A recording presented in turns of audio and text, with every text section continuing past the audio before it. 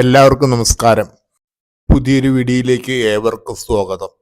ഇന്ന് നമ്മൾ കാണാൻ പോകുന്നത് കണ്ടണശ്ശേരിയിലെ വെട്ടുകൽ ഗുഹയും അരിയന്നൂരിലെ കുടക്കല്ലുമാണ്. ഇവ രണ്ടും മഹാശിലായുഗ സ്മാരകങ്ങളാണ്. പ്രാചീന കാലത്ത് ജനങ്ങൾ മൃതാവശിഷ്ടങ്ങൾ അടക്കം ചെയ്യുന്നതിനോ മരിച്ചവരുടെ സ്മരണാർത്ഥമോ വലിയ കല്ലുകൾ നാട്ടിയിരുന്നു. ഈ കാലഘട്ടത്തെയാണ് മഹാശിലായുഗമെന്ന് അറിയപ്പെട്ടിരുന്നത്.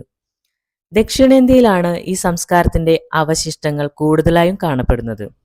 BC 1000 മുതൽ AD 300 വരെയുള്ള കാലത്താണ് ഈ രീതി നിലനിന്നിരുന്നത്. മഹാശിലായുഗ സംസ്കാരത്തിന്റെ അവശിഷ്ടങ്ങൾ കേരളത്തിലുടനീളം കാണാൻ സാധിക്കും. പല രീതിയിലായിരുന്നു ഇക്കാലത്ത് മൃതശരീരങ്ങൾ അടക്കം ചെയ്തിരുന്നത്.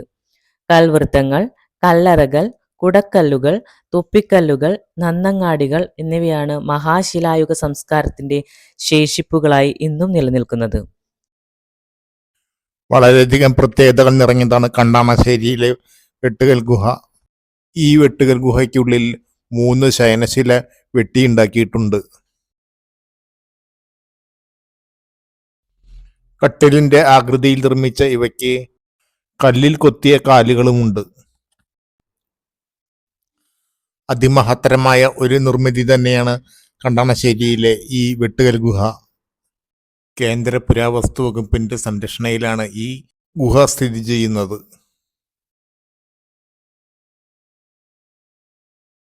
മഹാശിലായുഗത്തിലെ ശിലാനിർമ്മിതികളാണ് കുടക്കല്ലുകൾ. ചരിത്രാതീത കാലത്തെ ശവകുടീരങ്ങളാണ് അരിയന്നൂരിൽ സ്ഥിതി ചെയ്യുന്ന ഈ കുടക്കല്ലുകൾ. മഹാശിലായുഗത്തിലെ മനുഷ്യരുടെ മൃതശരീരം സൂക്ഷിക്കാൻ അക്കാലത്തെ ആളുകൾ നിർമ്മിച്ചവയാണിതെന്ന് കരുതപ്പെടുന്നു. ഇവിടെ 6 കുടക്കല്ലുകളുണ്ട്. ഇതിൽ 4 പൂർണ്ണ രൂപത്തിലും ബാക്കി 2 ഭാഗികമായി തകർന്ന നിലയിലുമാണ്.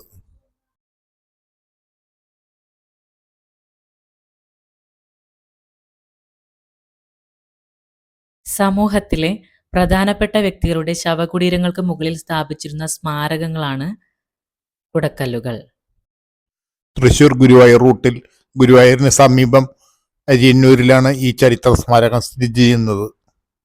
കേരളത്തിൽ മാത്രം കണ്ടുവരുന്ന മഹാശിലായുഗ സ്മാരകങ്ങളാണ് കുടക്കല്ലുകൾ. ഈ ചരിത്ര സ്മാരകങ്ങളെല്ലാം തന്നെ വളരെ വൃത്തിയോടുകൂടിയാണ് പരിപാലിച്ചു പോരുന്നത്. പുരാതന സംസ്കാരത്തിൻ്റെയും ശവസംസ്കാര രീതിയുടെയും തെളിവുകളായ ഈ സ്മാരകങ്ങൾ കേരളത്തിലെ പ്രധാന പുരാവസ്തു കേന്ദ്രങ്ങളിൽ ഒന്നാണ്.